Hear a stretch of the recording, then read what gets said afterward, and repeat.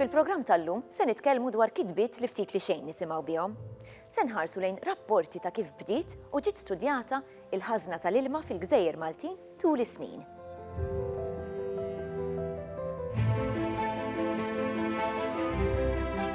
Kif nafu l-ilma huwa essenzjali għall-bniedem, aktar u aktar għalina li ngħixu fuq gżira.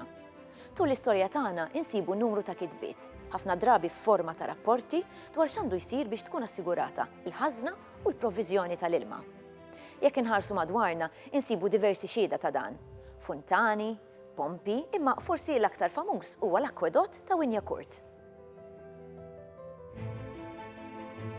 Immorru lura fl-istorja u nħarsu lejn kitbiet dwar il-ħażna tal-ilma qabel il-wasla tal-Ordni ta' San Ġwan fl-1530. Meta nitkellmu fuq dokumentazzjoni, tista' tgħid fuq l-aspett tal-istorja ta' Malta qabel l-1530, l-ammont huwa dejjem limitat għalkemm dal-aħħar snin bir-riċerka li saret professur Wettinger, professur Stanley Fiorini, eċċetera, inkixef ħafna iktar materjal. Għandna ħiel iva wkoll għaliex qed nitkellmu fuq xi ħaġa importantissima, xi ħaġa li tiddependi l-ħajja tal-bniedem fi żmien fejn ma kellekx naturalment it-teknoloġija ta' kif tipproduċi l-ilma x-xorb jekk inti ma ttiwlekx in-natura, jekk inti ma ttiwlekx ix-xita. U allura ssib iva referenzi kitbiet fl-arkivju tal-Università, pereżempju, dwar meta għandek nuqqas ta' xita, dwar il-bżonn li jitħaffru iżjed ġwiebi, dwar il-bżonn li l-ilma jintuża b'mod iktar għaqli, dwar id-distribuzzjoni, eċċetera. Daw ġeneralment issibhom fondi arkivistiċi bħalmu l-arkivju tal-Università.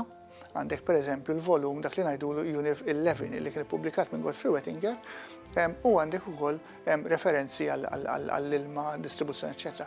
Għandek ukoll id-dokumenti illi mhumiex qegħdin Malta, Palermo, postijiet oħra, illi ukoll jitkellmu dwar din il-kwistjoni, din ħanajdu hekk luġieħ ta' ras kważi minn dejjem, avolja popolazzjoni ħafna inqas, imma il-problema dejjema tan-nuqqas ta' ilma illi kellek fil-Gżejjer Maltin. Imbagħad jasal il-Gran Mastru Winja u l-proġett tal-akwadott. Wara l-assedju l-kbir, id-deċiżjoni ttieħdet illi tinbena belt ġdida fuq l-Olexi Berras, beda x-xogħol, il-belt saret, fortifikazzjonijiet, bini residenzjali, eċċetera. L-loġiq ta' ras li kien jonqos kien kif se tissupplixxi belt bħal din, ċentru urban bħal dan, bl-iktar ħaġa li hija essenzjali għall-ħajja li huwa l-ilma. Meta kien beda x-xogħol fuq il-belt, kienet instabet għajn tal-ilma lejn in-naħa ta' Santirmu.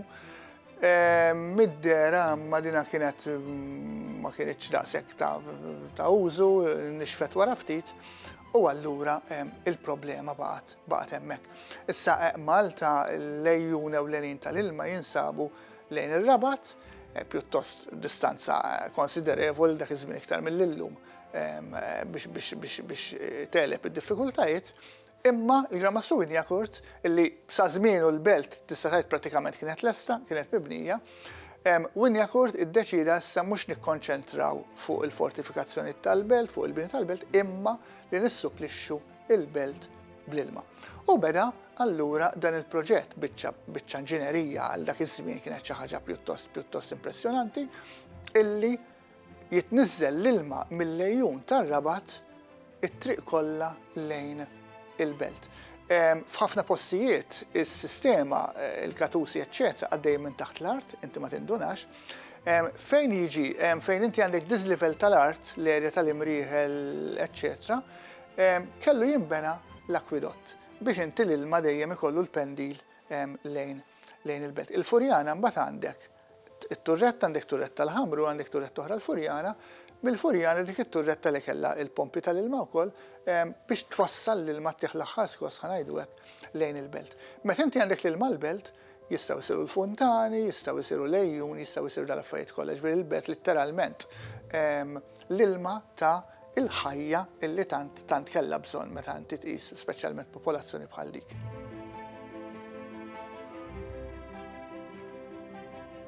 Fis-sena 1723, Romano Carapecchia jikteb rapport dettaljat u illustrat dwar il-ħażniet pubbliċi u privati tal-ilma li kienu jeżistu fil-Belt Valletta u fil-Kottonera. Romano Carapecchia kien arkitett Taljan minn Ruma, ġie Malta fl-1706 meta kien hemm il-Grammastru Perejos u kien maħdur bħala l-inġinier militari tal-Ordni. U wettaq diversi xogħlijiet ta' arkitettura, ġifieri jekk insemmu diversi knejjes, il-Belt, il-Knisja ta' San Ġagbu, il-Knisja tal-Pilar, il-faċċata kif ġiet rimodellata ta' Santa Caterina d'Italja, il-Teatru Manuel, Palazzo Spinala, dawn kollha xogħlijiet ta' Carapecchia. Ġifieri hu kien importanti ħafna biex daħħal il-barokk matur Ruman ġewwa pajjiżna u kellu formazzjoni mill-aqwa. Kien fl-Akkademja di San Lucca, hemmhekk u kien student li kien jibrilla, fil-fatt kien diskritt li d-disinji tiegħu kienu xi ħaġa li vera kienu jimpressjonaw, kien hemm partikolarment Leona Pascu li diskrivih bħala disinja fa' meravilja, ġifieri kellu disin qawwi ħafna. Biżda kien aspett wieħed ta' Carapecchia, ġifieri Carapecchia kien ukoll inġinier idrawliko, dak li jgħidu fontaniere, li kien bniedem li jifhem ħafna, bniedem tekniku li jifhem ħafna anki fuq aspetti tal-proviżjoni tal-ilma u trasport tal-ilma, li kien aspett importanti ħafna, speċjalment għall-ordni tal-kavallieri fil-gżira tagħna. Dan ir-rapport jagħtina stampa ċara ta' dak li kienet jiġri fl-bliet. Dana kien it-tieni rapport li għamel Carapecchia, ġifieri meta wasal f'pajjiżna taħt il-Grammastru Perejos kien diġà prepara l-ewwel rapport fejn jipprova jkollu idea għanidu hekk isu stock taking tal-proviżjoni tal-ilma. Il-kavallieri dejjem kienu mbeżżajn li jekk ikun hemm xi assedju jiġu t-torok u ma jkun hemmx biżżejjed ilma fil-bliet fortifikati, il-Belt Valletta u l-Kottonera, ovvjament dan kien jwassal għat-telfa tal-ordni u għal daqstant kienu jagħtu importanza kbira għal ħażna tal-ilma. Il-Grammastru Anton Manuel Vilhena kien inkariga lil Carapecchia biex jagħmel rapport dettaljatissimu. Fil-fatt f'dan ir-rapport insibu diversi pjanti tal-belt, blokka, numerati, u anki l-Kottonera u fil-fortifikazzjonijiet ta' Sant'Angelo u Sant'Irmu fejn hemm nistgħu ngħidu survey dettaljat ħafna tal-ġibi, ċisterni, bjar kollha biex bekk jkollhom idea sew ta' x'inhi l-kapaċità, fis-sens il-kapaċità ta' proviżjoni tal-ilma. Ma rridux ninsew li bażikament l-ilma kien jiġi wkoll mill-inħawi tar-Rabat bl-akwadott li kien għamel il-Grammastru Injakurt u għal daqstant din l-idea kienet li bażikament jassiguraw li biżżejjed proviżjoni ta' ilma. Biss Carapecchia jidħol f'ħafna iktar dettalji wkoll f'dan ir-rapport fejn jagħti anki ċerta pariri kif għandhom jiġu protetti dawn is-sorsi tal-ilma kienu daqstant importanti għall-kavallieri. Dan ir-rapport ġie ppubblikat riċentement u l-manuskritt jinsab fil-Biblioteka Nazzjonali ta' Malta. Ir-rapport jinstab fil-arkivi tal-Ordni ġewwa l-Biblioteka il-Belt u huwa rapport importanti ħafna. L-istoriku l-arkitett il-Peri Denis De Lucca kien meta għamel l-ewwel riċerka tiegħu nistgħu ngħidu kważi skopra Romano Carapecchia kien anke pubblika traskritt ta' dan il-rapport f'ktib li kien ħareġ fuq Carapecchia. Interessanti ħafna li nsibu pereżempju diversi riferimenti speċifiċi, pereżempju riferimenti għal ġibja li huwa fil-fost tal-Forti Sant'Irmu. Daħal fid-dettalji wkoll kien hemm ċerta biża' jekk jintlaqtu dawn il-bjar tal-ilma f'każ ta' assedju. Allora, per esempio, fosthom hemm disinji bl-akwarelli sbieħ ħafna fejn juru per esempio anke ħerża ta' bir protetta isu tipo ta' tripod tal-metall biex f'każ li taqa' xi forma ta' projettile fuq, bażikament dan ma jagħmilx sara ma jkissirx il-bir. Disin ieħor li jiġini f'moħħi bażikament ta' sezzjoni li turik il-bini ġewwa l-belt u fil-cross section tal-blat tara diversi bjar forma dak li nidulu forma ta' ampina, il-forma ampina li kienu jkunu mbaqna fil-ġebla lokali. Il-vantaġġ kien li il-ġebla tal-Franka, dak li bl-Ingliż nidulu globigerina limestone, kienet tirrendi ruħha li tista' tiġi għanidu hekk maqtuha b'ċerta faċilità, kemm ovvjament dan kien xogħol ta' ċerta li kien jirrikjedi ċerta impenn qawwi wkoll. Biss ma kellhomx il-makkinarju li għandna llum. Ġifieri dan kien li jiskavaw li qattaw dawn il-bjar, u l-ġibi, ċisterni, ġifieri nistgħu ngħidu taħt il-belt u anke partijiet tal-kottonera, għandek letteralment labrint ta' spazji taħt l-art u bjar u tunnels u passaġġi li jaqdu xulxin li kienet parti mill-infrastruttura importanti ħafna tal-bliet fortifikati fi żmien il-kavallieri. Kif qed diġà dak kien essenzjali, mhux apparti swar imponenti tal-ġebel, il-bniedem nafu li mingħajr provviżjoni ta' ilma ftit li xejn jista' jissopravvivi iktar minn ftit jiem. Allura għaldaqstant l-użu jew iċ-ċaħda tal-ilma kienet ukoll arma li setgħet tintuża f'assedju. U għaldaqstant Karapekja r-rwol tiegħu ukoll apparti d-disinn u l-estetika barokka fil-knejjes kien ħalla legat importanti ħafna f'dak li hu aspetti ta' inġinerija idrawlika u l-istudju wkoll ta' dawn il-ċisterni u l-bjar fi żmien l-Ordni tal-Kavallieri.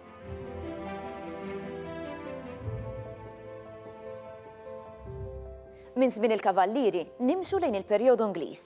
Hawn insibu sfidi ġodda fi gżira li kull ma jmur kienet qed tikber u tevolvi. Mal-miġja tal-Ingliżi f'Malta kien hemm żviluppi ekonomiċi ġodda li waslu biex tiżdied id-domanda u t-talba għall-ilma. Żieda sostanzjali li kienet ukoll kkawżata minn żieda fil-popolazzjoni, popolazzjoni li kibret fi żmien is-seklu 19 mod qawwi ħafna.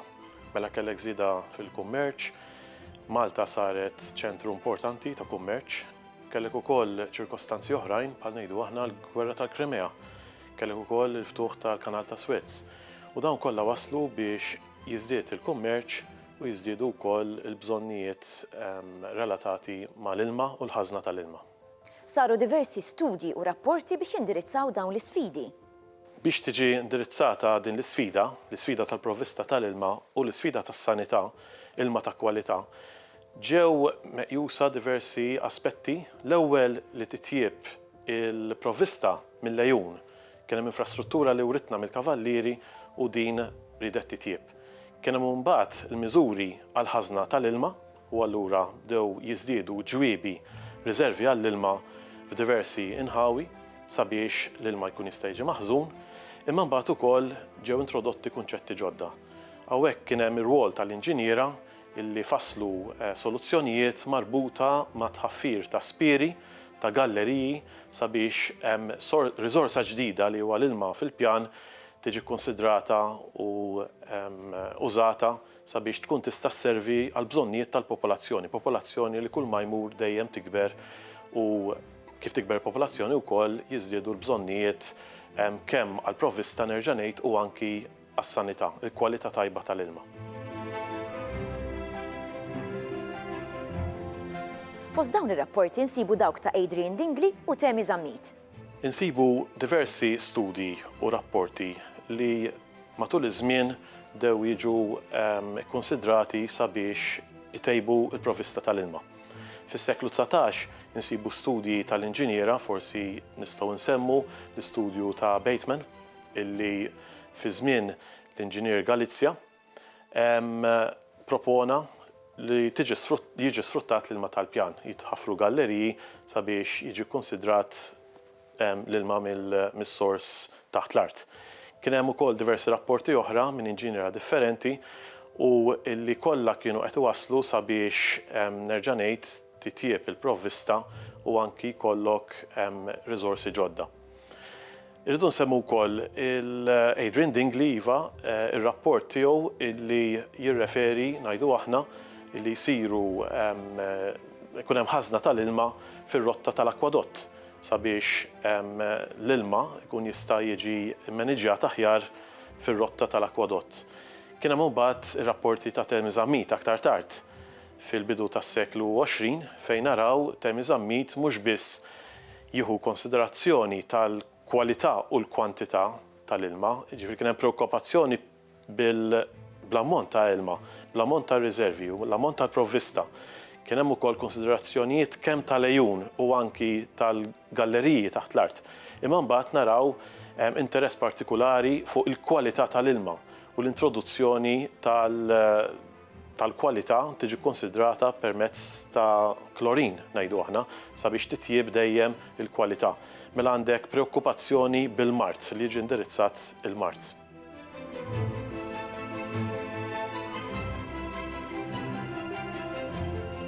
Kien hemm diversi protagonisti illi bis-saħħa tagħhom tiebet l-infrastruttura tal-ilma fil-gżejjer Maltin. Nistgħu nsemmu pereżempju l-Inġinier Galizja li kien wieħed mill-inġiniera li ħadem ħafna sabiex titjieb il-provvista tal-ilma. Kien hemm aktar tard Xinas, l-Inġinier Xinas, illi wkoll ħadem biex titjieb l-infrastruttura tal-ilma. U aktar tard anki Lorenzo Gatt. Daw kienu protagonisti li fis-settur tal-infrastruttura tal-ilma ħadmu sabiex itejbu l-infrastruttura tal-ilma fi żmienhom.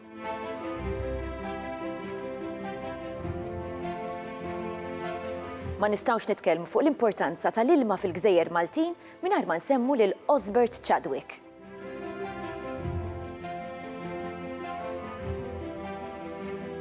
Chadwick kien protagonist li ħalla effett qawwi fuq din l-infrastruttura f'Malta.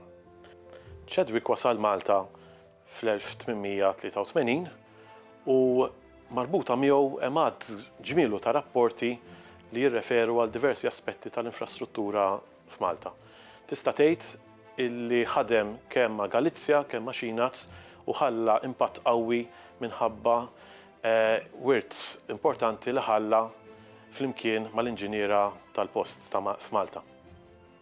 Nistgħu nsemmu ngħidu aħna il-xogħol li għamel biex ikkejjel l-ammont ta' ilma. Kien wieħed mill-prinċipji importanti li ħadem fuqhom. Nirreferu għal famuż vinoċ illi kienet teknoloġija partikolari biex ikun jista' wieħed ikkejjel il-provvista tal-ilma fil-galleriji. Nistgħu ngħidu wkoll li ħadem bisħieħ biex introduċa galleriji ġodda beda fażi esperimentali ġewwa Witt il-Kbir u Witt Irda li waslet biex jiġi sfruttat aħjar l-ilma tal-pjan.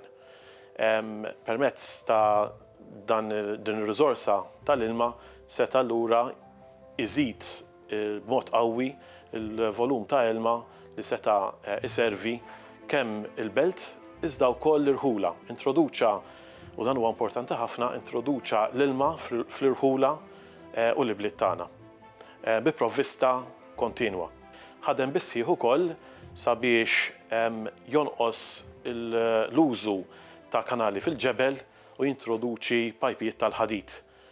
B'dan il-mod allura setet titjieb anki l-kwalità tal-ilma.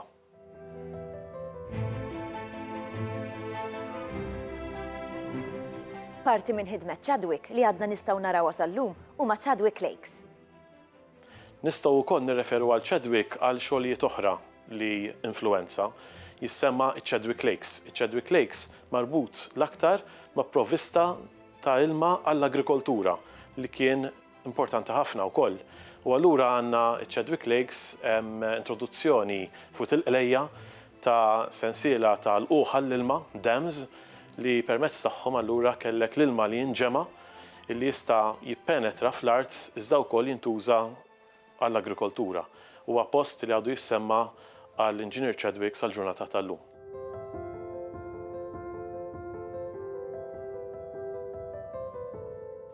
Chadwick kiteb diversi rapporti. Nisimgħu ftit dwar l-importanza tagħhom. Chadwick kiteb ħafna rapporti u dawn kollha kontribwixxew biex titjieb il-provvista tal-ilma f'Malta. Kellek kontribut partikolari u importanti anki għall-maniġjar tal-ilma f'Għawdex.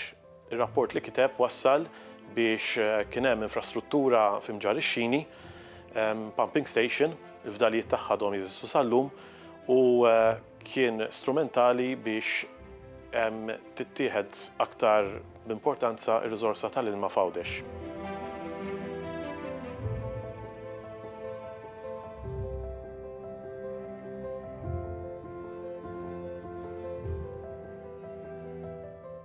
Kien hemm aktar tard imbagħad Lorenzo Gatt illi kien ħadem fi żmien Chadwick u li eventwalment mexxa x-xogħlijiet tal-ilma fis-snin ta' wara. Ħadem bissieħ u anke kontribwixxa fil-lejun u fil-infrastruttura fuq il-lejja, fiċ-Chadwick Lakes, u anki permezz ta' bini ta' riservi tal-ilma bħal ngħidu aħna il-Naval Reservoir. Hawnhekk naraw kunċett interessanti. Naraw l-introduzzjoni tal-konkos, il-konkos rinforzat f'Malta. Kienet teknoloġija illi waslet biex setet tespandi bisħieħ l-infrastruttura tal-ilma fil-gżejjer Maltin.